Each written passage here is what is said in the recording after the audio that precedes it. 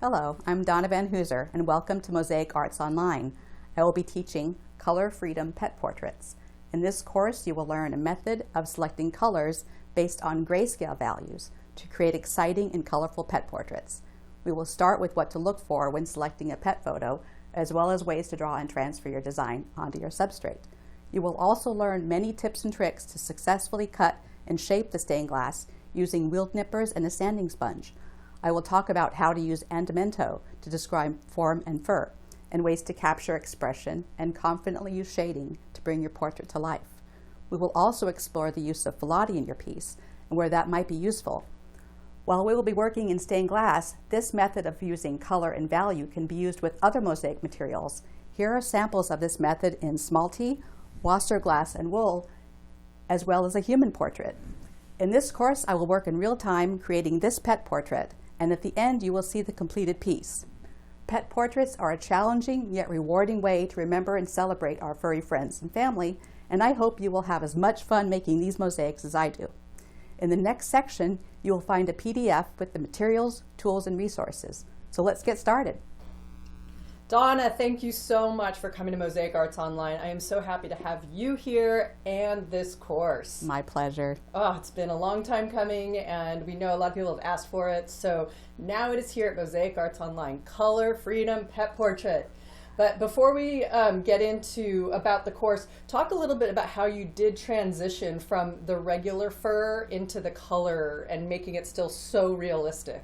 Well, I started out, I've done a lot of natural colored pet portraits, and I wanted to start working in one of my favorite materials, which was Wasser glass. Right. So this one's Wasser That's glass. Wasser. Lots of great colors, lots of great patterns, but not great dog colors. Like the browns available, very limited, right. So it was hard to get the shading I wanted. So I actually started working on Color Freedom doing a human portrait, and that was just like Ruth back like here. Ruth, but it was Anne Frank. Yes, so I did her in Wasser. Mm-hmm. Now, while I was working on her, I started my first pet one. I put the portrait on top of her on the easel, and I did not change my palette. Wow! So it doesn't matter what your subject is. Right. All the glass colors work. So it started out with that, and then it went into stained glass, a Mexican Smalty. That's this one. Telephone wire. Yeah, telephone wool. wire. That's another one. And then the wool hook rug back here of her dog, Winnie.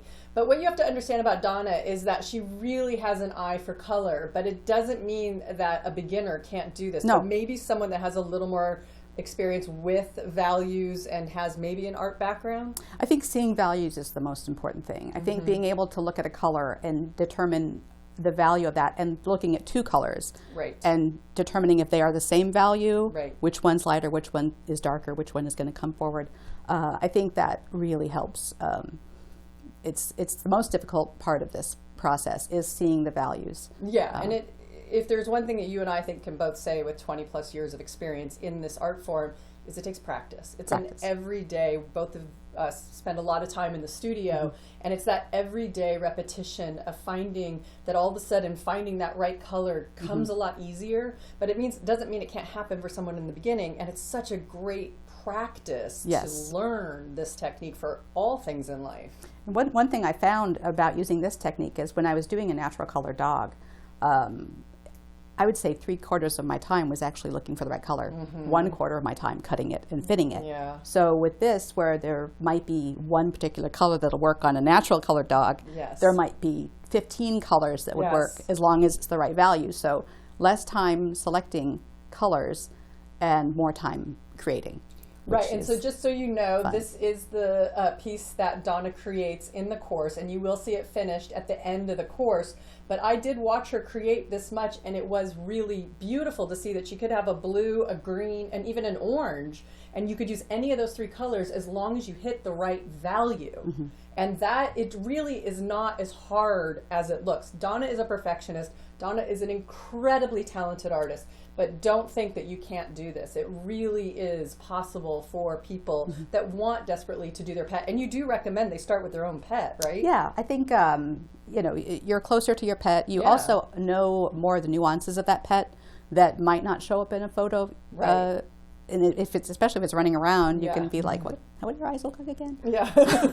So, and you know, they're not going to care if it looks like them, you know. No. But it's always nice to have a nice portrait of your pet when you're done. Oh my God. And she teaches you how to get the best expression and start with the values with a color photo in black and white. There's so much in this course. It is so full of information and literally hours of watching Donna work in real time creating this portrait so that you can take the same information and do it with your own pet. And I cannot thank you enough for coming to Mosaic Arts Online. I'm so happy to be back. It's awesome. It's been a blast. Yes, it has. It's been a lot of fun.